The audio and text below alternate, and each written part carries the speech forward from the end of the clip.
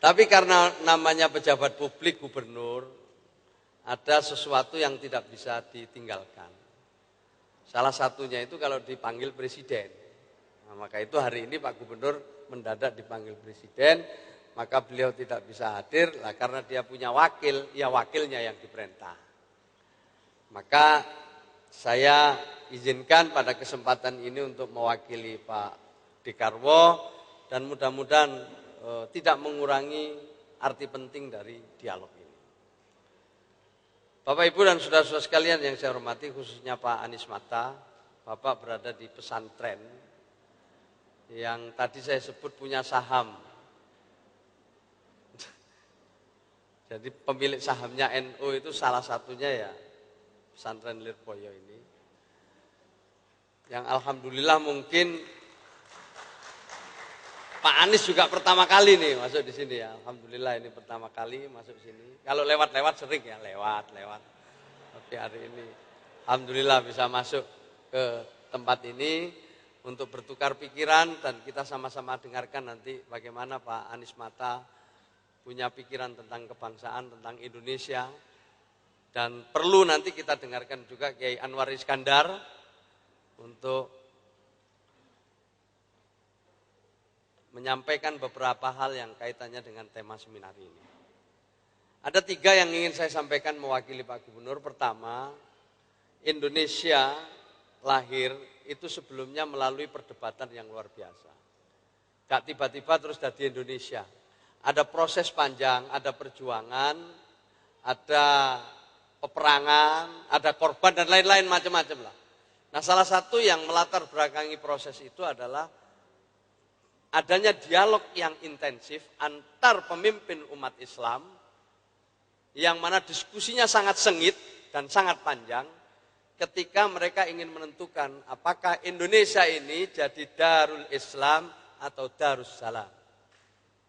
Jadi dua aku dhewe ya sampai ngeluh moco. Perdebatannya panjang lah, kira-kira Indonesia ini mau jadi negara Islam atau menjadi negara kebangsaan.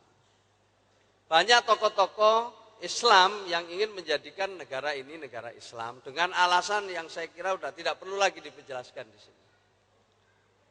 Dengan argumen-argumen yang cukup kuat, ilmiah dan sebenarnya patut untuk kita jadikan inspirasi bagi generasi-generasi yang akan datang. Kenapa sih sebenarnya tokoh-tokoh Islam waktu itu yang beraliran atau berpaham bahwa Indonesia harus menjadi negara Islam. Sementara di sisi lain ada tokoh-tokoh, ulama-ulama, kiai-kiai yang menginginkan Indonesia ini menjadi Darussalam. Lama itu prosesnya sampailah pada kesimpulan apakah perdebatannya tuntas atau tidak, selesai atau tidak, melalui proses politik akhirnya yang diterima resmi, yang dipilih secara resmi adalah Indonesia menjadi negara kebangsaan atau Darussalam. Apakah tuntas? Enggak, masih perdebatannya di bawah itu enggak selesai juga tuntas. Tapi itulah yang sudah dipilih melalui proses politik. Nah, setelah itu dipilih apa selesai? Enggak, ada cobaan-cobaan berikutnya.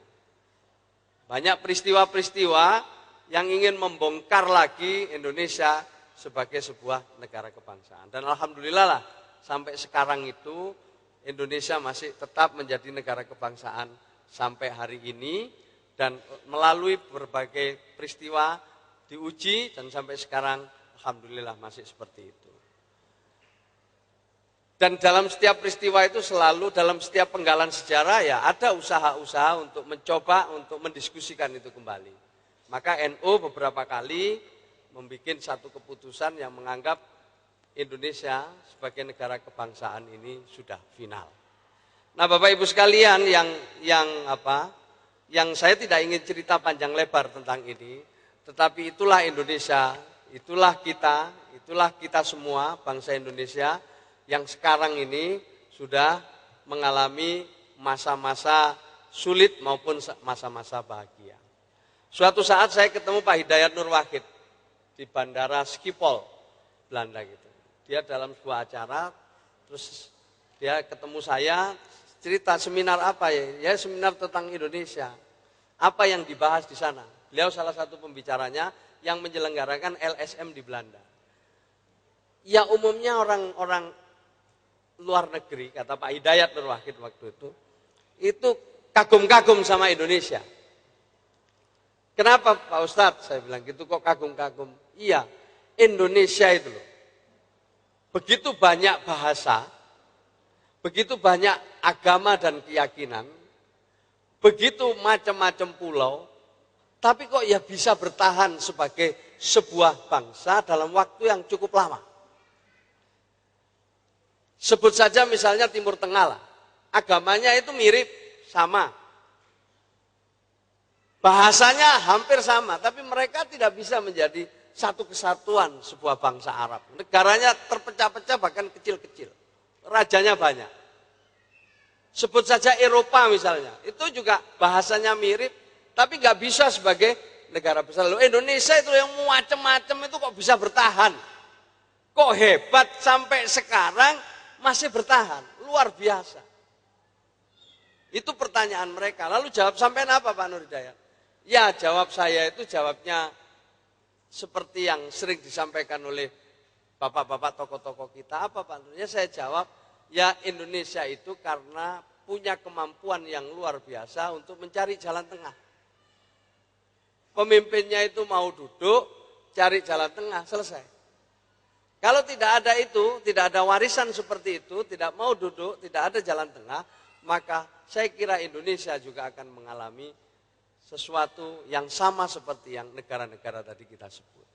Memberikan keynote speech, setelah itu dikomentari oleh Kiai Anwar Iskandar, setelah itu diminta beberapa penanya, setelah itu kita akhiri secara bersama-sama.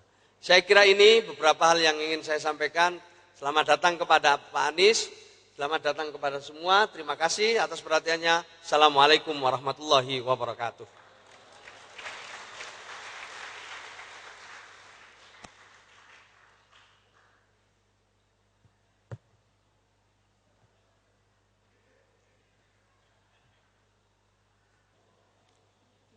Bismillahirrahmanirrahim. Assalamualaikum warahmatullahi wabarakatuh. Alhamdulillahirabbil alamin. Wassalatu wassalamu ala sayyidina wa habibina wa syafi'ina Muhammadin sallallahu alaihi wasallam wa ala alihi wa sahabatihi wa man tabi'ahum bi ihsanin ila yaumiddin, amma ba'd. Kiai Abdullah Kafabi yang saya cintai, Kiai Anwar Iskandar yang saya cintai, dan Gus Ipul, Wakil Gubernur Jawa Timur yang saya cintai, serta para pimpinan pondok dan juga Institut Agama Islam Tribakti. Kevakuman narasi, ada kekosongan ide-ide tentang keindonesiaan. Padahal dulu negara ini lahir sebagai sebuah ide. Karena Indonesia tadinya tidak ada. Dia menjadi ada karena ada pergulatan pemikiran yang panjang. Tetapi sekarang ini, khususnya pada 15 tahun terakhir ini, di era reformasi, kita merasakan bahwa ada sebuah pencarian baru yang umum di tengah masyarakat. Ada satu kegelisahan intelektual bahwa kita ini membutuhkan ide-ide baru tentang the next Indonesia, tentang Indonesia masa depan. Dan saya kira kalau kita belajar dari sejarah kita dan juga sejarah agama-agama, kita akan menemukan satu fakta bahwa kekuatan agama yang membedakannya dengan ideologi-ideologi yang lain itu adalah karena agama, khususnya Islam, itu tidak pernah berhenti menguasai wacana pemikiran manusia. Dan Indonesia ini dulu lahir sebagai sebuah negara juga atas jasa para ulama-ulama kita yang telah membentuk narasi baru tentang Indonesia masa depan. Jadi kalau kemudian di kemudian hari Indonesia ini tidak dipimpin oleh para ulama, itu sebabnya salah satunya adalah karena seperti yang dikatakan tadi oleh Kiai Abdullah Kafabi tadi, bahwa memang para kiai itu setelah berjuang memperebutkan kemerdekaan, mereka kembali ke pondok semuanya gitu loh.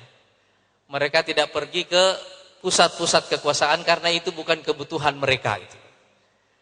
Nah, sekarang ini kita membutuhkan kehadiran para ulama-ulama, para santri kembali untuk mengisi wacana keindonesiaan, karena bangsa kita sekarang ini justru sangat membutuhkan narasi-narasi baru, ide-ide baru tentang masa depan Indonesia. Saya mencoba memikirkan masalah ini dalam waktu yang lama. Karena saya merasakan sekali setelah 15 tahun ada dalam politik, sejak usia yang sangat muda bersama Gus Ipul ini Gus Ipul dulu Pak Kiai teman main bulu tangkis nih Pak. Nah, jadi di eranya Gus Dur dulu saya suka main bulu tangkis di Ansor nih, sampai jam 2 malam biasanya main bulu tangkisnya sama beliau ini. Jadi kita semua merasakan itu sebabnya saya mencoba memikirkan sebuah ide tentang the next Indonesia, sebuah ide tentang masa depan Indonesia. Dan ketika kita ingin menyelesaikan persoalan Indonesia ini, kira-kira kita membutuhkan satu alat baca. Satu alat baca tentang Indonesia ini. Dan alat baca yang paling efektif untuk itu adalah sejarah. Sebab sejarah itu adalah pergulatan interaksi antara 4 elemen. Yang pertama adalah manusia, yang kedua adalah ide-idenya, yang ketiga adalah ruang, yang keempat adalah waktu. Saya sudah menulis tentang ini di Harian Kompas beberapa minggu yang lalu. Bisa di search di internet, itu judulnya Politik dan Sejarah. Jadi hasil interaksi antara keempat unsur inilah yang kemudian melahirkan wajah sosial dari masyarakat itu. Jadi kalau kita menggunakan sejarah sebagai alat baca terhadap persoalan bangsa kita, insya Allah kita akan menemukan satu pandangan yang lebih murni, lebih bersih tentang Indonesia ini. Kalau kita membaca sejarah Indonesia, kira-kira saya bisa membagi gelombang sejarahnya itu dalam 3 gelombang. Gelombang pertama sejarah Indonesia itu berlangsung dari abad ke-17, 18, 19 dan pertengahan abad 20. Gelombang kedua itu dari sejak kita merdeka sampai sekarang. Nah, gelombang ketiga ini baru akan kita masuki. Karena itu saya menganggap pemilu 2014 yang akan datang itu menjadi penting bagi kita sebagai bangsa, bukan hanya karena akan terjadi intiqalus sultah atau shifting of power, tetapi yang lebih penting dari itu, yang akan terjadi ke depan itu adalah intiqalul maujat tarikhiyah. Jadi peralihan gelombang sejarah, shifting of history, itu yang akan terjadi di masa yang akan datang. Karena itu dia menjadi penting. Di gelombang pertama ini, dari 3 gelombang ini, kira-kira saya menjawab 2 pertanyaan utama. Yang pertama adalah bagaimana transformasi berlangsung di negara kita. Yang kedua, apa yang merubah semua transformasi itu di dalam sejarah bangsa kita. Apa drive-nya? Apa kekuatan yang menciptakan perubahan-perubahan itu dalam sejarah kita. Nah, gelombang pertama ini kalau kita lihat, intinya adalah transformasi dari Indonesia yang tidak ada menjadi adanya Indonesia ini. Karena kata Indonesia sendiri itu baru muncul pada pertengahan abad ke-19. Mula-mula sebagai istilah etnis, kemudian istilah geografi, dan akhirnya menjadi istilah ekonomi politik. Tapi kalau kita lihat, proses menjadi Indonesia ini itu adalah satu proses yang sangat panjang. Perlu waktu 350 tahun untuk sampai ke situ.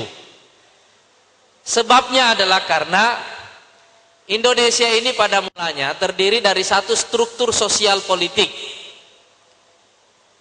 Struktur sosialnya itu berbasis etnis, struktur politiknya berbasis keagamaan. Nah, ketika penjajahan Eropa datang ke sini, penjajahan ini tidak langsung menguasai wilayah ini, tetapi menguasainya perlahan-lahan. Itu sebabnya orang Aceh merasa tidak pernah dijajah 350 tahun, karena Aceh baru benar-benar takluk kepada Belanda pada akhirnya itu pada tahun 1935. Jadi dalam sejarah yang panjang ini, dalam perjalanan sejarah yang panjang ini, kita akhirnya sadar bahwa penjajahan ini tidak bisa dihadapi oleh bangsa Indonesia jika struktur sosialnya masih seperti yang ada dan struktur politiknya masih seperti yang ada. Karena itu kita perlu satu modus eksistensi baru. Kita perlu satu wujud baru. Kita perlu satu nama baru. Dan untuk bisa melakukan itu, yang harus kita lakukan adalah melebur etnis-etnis kecil ini, ke dalam satu ikatan yang lebih besar yang namanya bangsa. Melebur kerajaan-kerajaan kecil ini satu ikatan politik yang lebih besar yang namanya republik.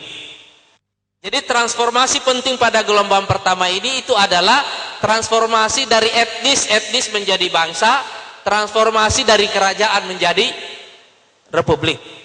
Nah, apa yang membuat itu semuanya mungkin adalah karena pada waktu proses ini terjadi, kerajaan-kerajaan yang ada di Indonesia ini adalah kerajaan Islam.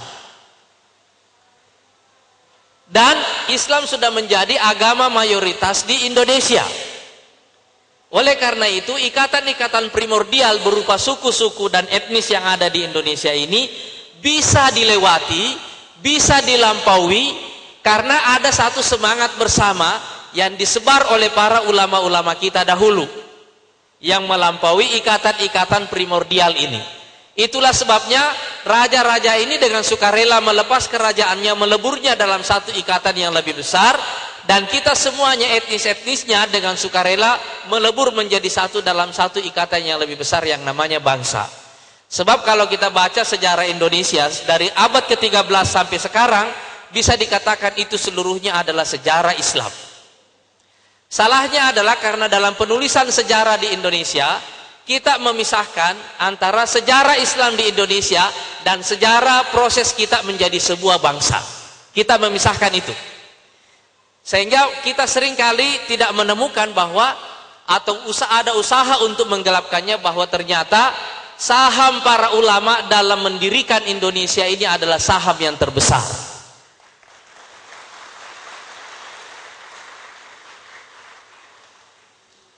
Nah, itulah proses menjadi Indonesia. Dan kalau kita lihat, kalau kita bedah dalam Indonesia pada waktu-waktu itu, kira-kira kita bisa mengatakan begini. Karena kita berjalan dari etnis-etnis kecil masuk ke dalam satu ikatan bangsa yang lebih besar, maka ada transformasi dalam cara kita berpikir, juga ada transformasi dalam budaya dan karakter kita. Perlahan-lahan mulai muncul cara berpikir baru yang saya sebut dengan istilah al-aqlul jama'i atau collective mind. Kita mulai terbiasa berpikir kolektif, berpikir dalam skala bangsa dan bukan dalam skala etnis. Berpikir dalam ikatan yang tidak primordial, berpikir dalam skala yang lebih besar. Itulah sebabnya ketika Bung Karno dulu pertama kali ingin merumuskan dasar negara yang akan merdeka ini, yang dipikirkan oleh Bung Karno adalah setelah etnis-etnis ini menyatu, setelah kerajaan-kerajaan ini menyatu, kita masih punya persoalan lain. Kita ini bukan hanya beragam secara etnis, tapi juga beragam secara agama, beragam juga secara ideologi. Kalau kita ingin mendirikan satu negara untuk semua ideologi itu, kita mesti sepakat kepada satu dasar bersama. Bagaimana caranya menyepakati satu dasar? Apakah kita memilih dari apa yang ada atau mengambil yang terbaik dari apa yang ada? Yang dilakukan oleh Bung Karno itu adalah mengambil yang terbaik dari semua yang ada. Ini yang saya sebut dengan al-aqlul jama'i atau collective mind. Lahirlah Pancasila itu. Sehingga Pancasila itu isinya adalah agama, humanisme, nasionalisme, demokrasi, sosialisme. Ini semua adalah ideologi dan agama besar yang ada di Indonesia ketika itu. Dan Bung Karno menuturkan ini dalam buku Bung Karno Penyambung Lidah Rakyat dengan sangat baik. Nah, sekarang kalau kita lihat, kalau cara berpikir kolektif seperti itu, ini juga akhirnya mempunyai turunan pada karakter dan budaya kita. Karakter utama dan budaya utama kita sebagai bangsa itu adalah gotong royong dan solidaritas. Karena ini satu paket. Berpikirnya kolektif, karakternya solidaritas dan gotong royong. Kenapa mesti solidaritas dan gotong royong? Karena lahir dari penderitaan yang lama. Etnis-etnis kecil ini tidak bisa melawan penjajah sendirian. Kerajaan-kerajaan kecil ini tidak bisa melawan penjajah sendirian. Jadi kalau mereka tidak menyatu, mereka semua akan hilang dari peta. Hanya ada satu cara bagi mereka untuk eksis, yaitu mereka menyatu dan melebur. Itulah akar dari solidaritas, akar dari akar dari sifat gotong royong pada bangsa Indonesia itu. Nah, sekarang coba kita lihat pada simbol-simbol budayanya. Misalnya pakaian itu. Ini rombongan kita yang datang semua tadi pakai batik nih. Karena batik ini kalau kita perhatikan, ini adalah contoh dari kerumitan yang harmonis. Batik ini sangat detil ya, sangat detil, sangat rumit, tetapi bisa diharmoni, bisa diharmonisasi. Dan itu salah satu kehebatan orang Indonesia.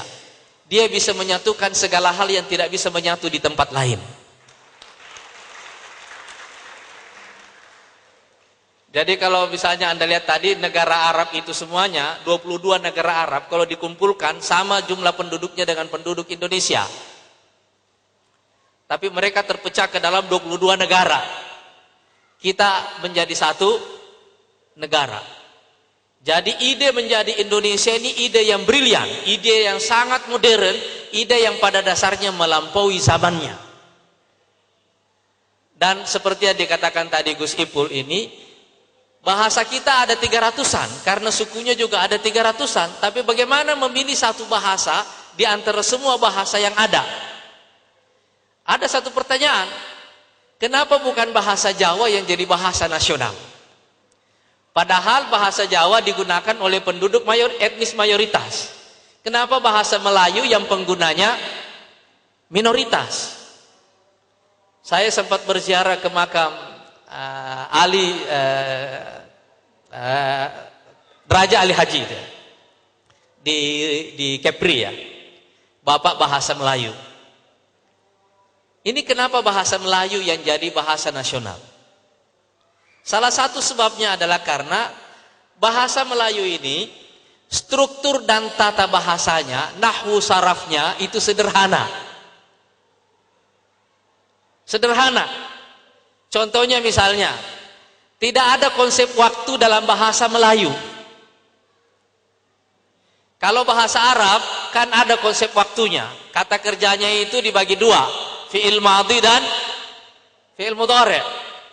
Kalau yang lil mustaqbal untuk yang akan datang itu dimasukkan ke fi'il mudhari'.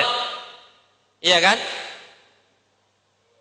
Tapi kalau kita belajar bahasa Inggris, tensisnya ada 16. Jauh lebih rumit.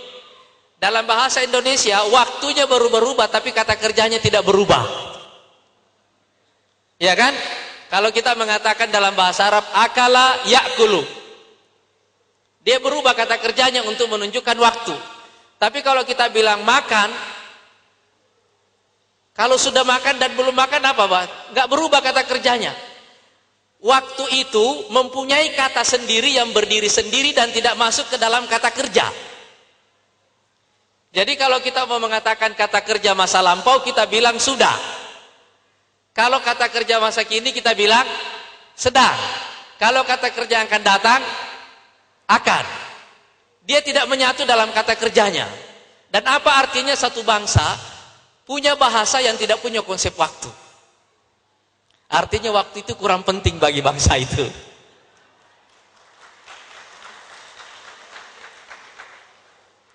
Dan mengapa konsep waktu begitu detil sekali dalam bahasa Inggris? Iya kan? Walaupun pada dasarnya yang mungkin digunakan konsepnya cuma sekitar 4 dari 16 itu yang paling sering digunakan, tapi mereka menunjukkan detil. Itu efek dari salah satu efek dari revolusi sains yang ada di sana, yang punya efek terhadap kehidupan sosial mereka, termasuk ketika mereka masuk ke era industri, di mana waktu itu dihitung jauh lebih ketat. Karena satuan-satuan waktu yang mereka pakai itu menjadi lebih kecil. Jadi Anda bisa melihat salah satu dari ciri peradaban itu adalah konsep mereka tentang waktu. Lihat percakapan sehari-harinya. Kalau mereka menggunakan satuan waktu yang lebih kecil dalam percakapan sehari-hari, artinya itu masyarakat yang produktif. Jadi misalnya kita mau janji ketemu, nanti kita ketemu jam 5.15. Dia mendefinisikan unit waktu terkecil. Tapi kalau kita mau ketemu ya nanti kira-kira kita ketemu jam 5, jam 4 lah. Iya kan? Kita lebih longgar. Satuan waktu yang kita pakai lebih besar. Kadang-kadang kita bilang minggu-minggu depan lah. Iya kan? Kita longgar dari sisi itu. Dan itu ada artinya. Itu tipikal masyarakat agraria. Itu tipikal masyarakat agraria yang lebih longgar dari segi waktu karena waktunya lebih banyak diatur oleh alam. Mereka kerja waktu panen, habis panen agak longgar sedikit. Itu tipikalnya. Tapi ini juga menguntungkan kita karena 300 etnis yang lain dengan mudah bisa mempelajari bahasa Melayu dengan baik. Nah, yang kedua, bahasa Melayu itu tidak punya hierarki. Tidak ada hierarkinya. Dulu Soekarno dipanggil Bung, dan itu artinya ada unsur egalitarianisme di situ. Ada unsur egalitarianisme di situ. Sehingga panggilan Bung itu menunjukkan kedekatan, juga menunjukkan rasa senasib sepenanggungan. Jadi kita menggunakan bahasa ini memanggil seseorang dengan kata Bung, "Hei Bung." Dengan menggunakan kata itu kita menunjukkan kedekatan. Nah, inilah yang menyebabkan bahasa Indonesia ini juga dengan semua kelemahannya sekaligus merupakan kelebihannya, itu mempermudah kita menyatu sebagai sebuah bangsa. Nah, salah satu kelebihan bahasa Indonesia ini karena kosakatanya sederhana, dia gampang menyerap kosakata dari luar. Salah satu bahasa yang paling banyak diambil oleh bahasa Indonesia itu bahasa Arab. Di bahasa Indonesia tidak kurang dari 2.500 kosakata Arab yang menjadi kosakata bahasa Indonesia. Majelis Permusyawaratan Rakyat itu semua dari bahasa Arab. Dewan Perwakilan Rakyat itu semuanya dari bahasa Arab. Karena bahasa ini vocabnya, kosakatanya sedikit, tidak terlalu banyak, jadi dia gampang menyerap tuh. Dan itu ciri, kata salah seorang pengamat, ciri dari bangsa yang dominan air dan tanahnya. Karena sifat laut itu menyerap sekaligus membersihkan. Nah, orang Indonesia paling gampang mengambil ajaran orang, tapi tidak diambil semuanya, diputer-puter. Diputer-puter, diassembling baik-baik, akhirnya jadi miliknya sendiri, bukan punya orang. Karena mengikuti caranya sendiri. Itu ciri khas kita. Nah, saudara sekalian, kira-kira inilah yang mengantarkan kita menjadi bangsa, menjadi Indonesia ini. Nah, pada gelombang kedua, semua perubahan sejarah itu didrive oleh pergulatan mencari sistem yang cocok bagi bangsa kita, sistem ekonomi dan politik. Karena itu pada gelombang kedua ini, umumnya perdebatannya itu adalah perdebatan yang fundamental. Misalnya relasi agama dan negara. Ini tadi yang disebut tadi oleh Gus Ipul ini tadi ini. Terutama perdebatan ini menjadi kuat pada era konstituante setelah tahun 55. Setelah kita pemilu pertama, kita lihat konstituante itu isinya perdebatan utama tentang ini. Jauh lebih keras perdebatannya dibanding pada panitia persiapan. Kenapa lebih keras? Karena waktu panitia persiapan, tujuan kita yang lebih besar adalah merdeka. Urusan dasar negara nanti kita tunda setelah ini. Nah, pembahasan dasar negara yang paling keras itu pada era konstituante itulah. Cuma umur pembahasan ini tidak panjang. Karena kemudian Soekarno memberlakukan dekret pada tahun 59. Nah ini karena itu kita melihat dalam sejarah politik kita, hubungan agama dan negara telah mengalami ketegangan terutama pada era Orde Lama dan Orde Baru. Yang kedua, dialektika antara demokrasi dan pembangunan. Demokrasi yang diterapkan pada era Orde Lama, khususnya demokrasi liberal, itu telah menyebabkan terjadinya pergolakan politik, jatuh bangunnya kabinet-kabinet, khususnya pada era demokrasi parlementer. Tiap 6 bulan atau 1 tahun atau 2 tahun paling maksimal umur dari satu kabinet ganti lagi dengan kabinet yang baru. Kita lihat perdebatan-perdebatan ini melahirkan satu tesis baru pada masa Orde Baru. Karena itu Orde Baru lahir seperti antitesis terhadap Orde Lama. Saya suka menggunakan pertentangan antara trisaktinya Bung Karno dengan trilogi pembangunannya Soeharto. Fokus Soekarno adalah politik, fokusnya Soeharto adalah ekonomi. Nah karena itu 50 tahun ini kita menyaksikan 50 tahun Orde Lama dan Orde Baru ini adalah 50 tahun pertarungan antara tesis dan antitesis. Dan dua-dua orde ini berujung darah. Berkata.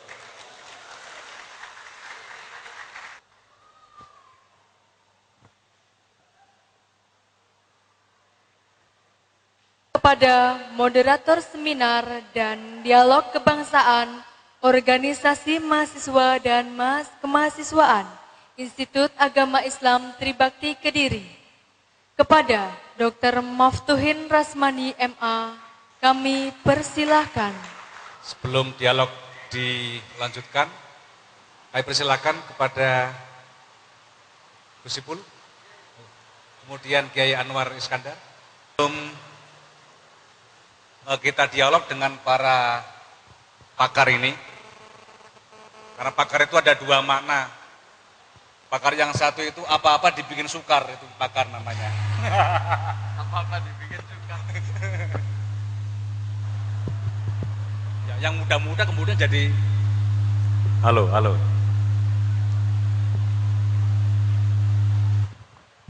Berbicara hanya Ki Anwar itu ya. Ki Anwar, kami persilakan lebih dulu Ki Anwar. Monggo ya. Assalamualaikum warahmatullahi wabarakatuh. Alhamdulillah wassalatu wassalamu ala man la nabiyya ba'dah man istafahu wajtabahu lin nubuwati war risalah. Wakil Gubernur Bapak Ustadz Anies Mata dan seluruh rombongan pesantren, mahasiswa, santri basis Islam di Indonesia ini ke Pondok Pesantren Lirboyo atas prakarsa Institut Agama Islam Tribakti. Makna dari kunjungan presiden partai, ini yang datang presiden, bukan main. Gus Ipul, wakil gubernur. Saya ini mewakili wilayah PWNU Jawa Timur, jadi wakil-wakil.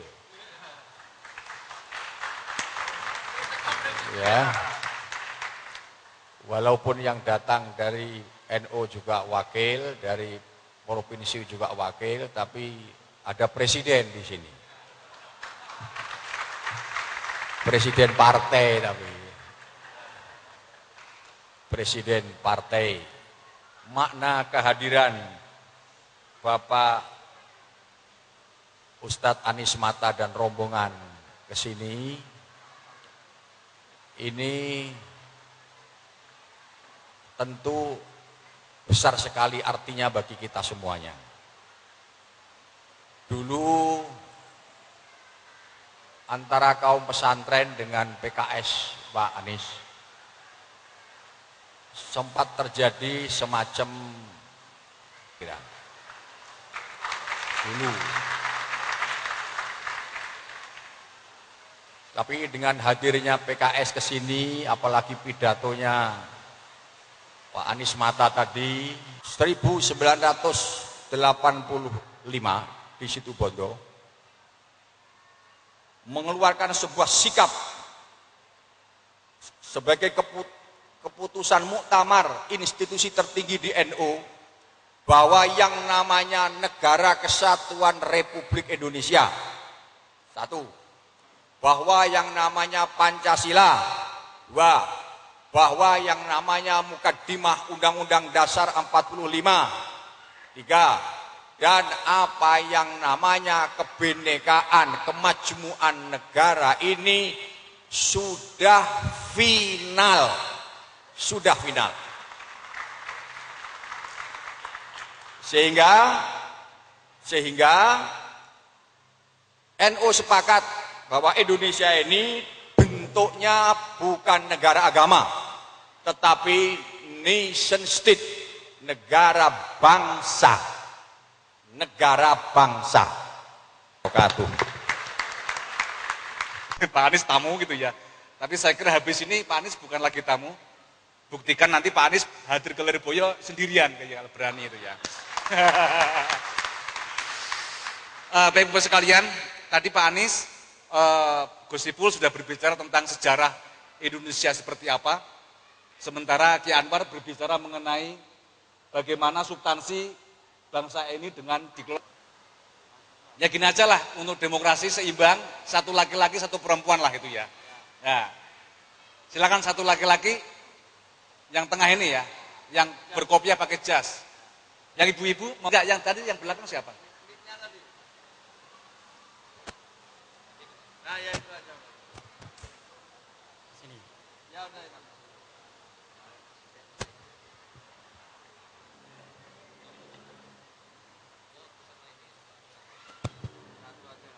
Bismillahirrahmanirrahim. Assalamualaikum warahmatullahi wabarakatuh.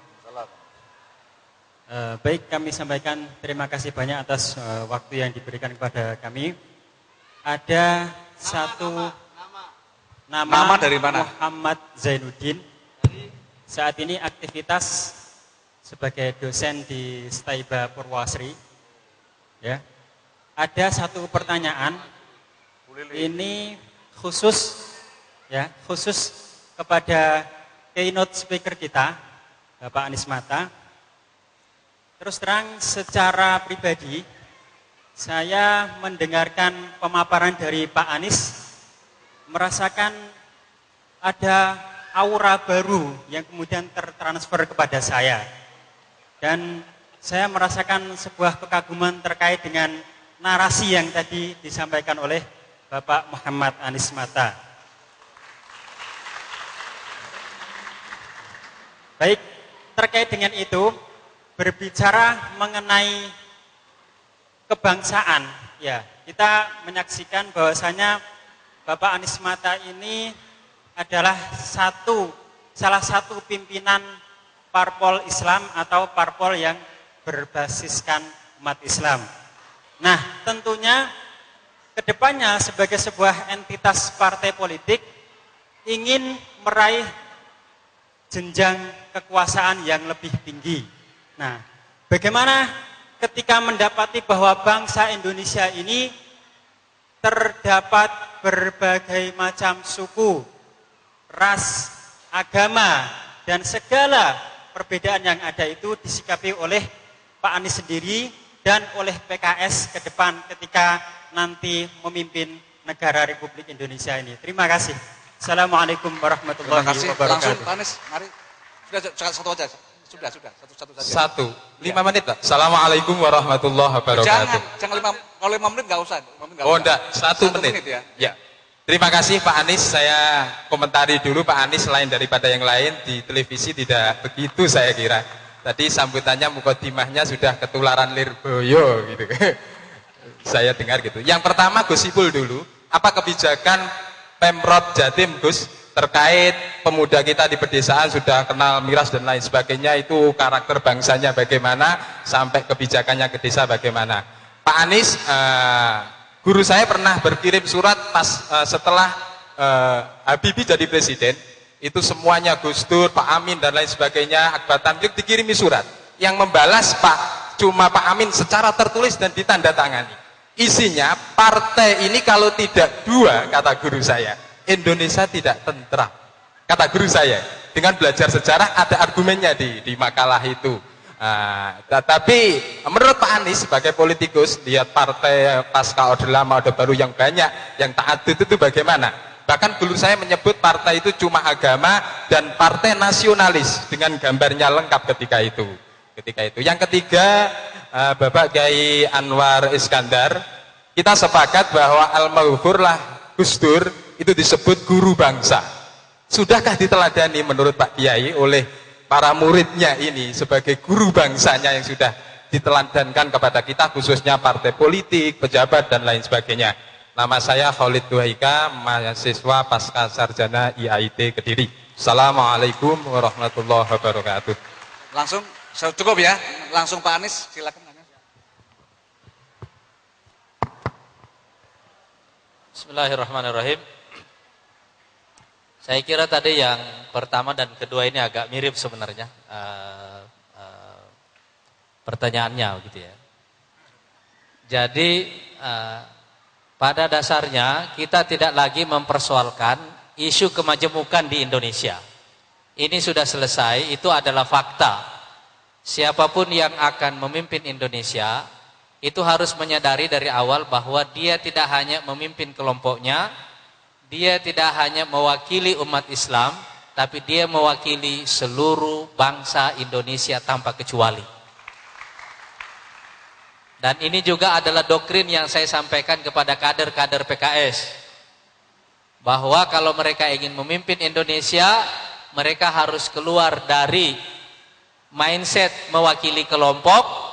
Mereka harus sadar bahwa mereka bukan lagi hanya perwakilan umat Islam saja, tetapi mereka mewakili seluruh bangsa Indonesia dengan semua kelompoknya, dengan semua agamanya, dengan semua etnisnya tanpa kecuali.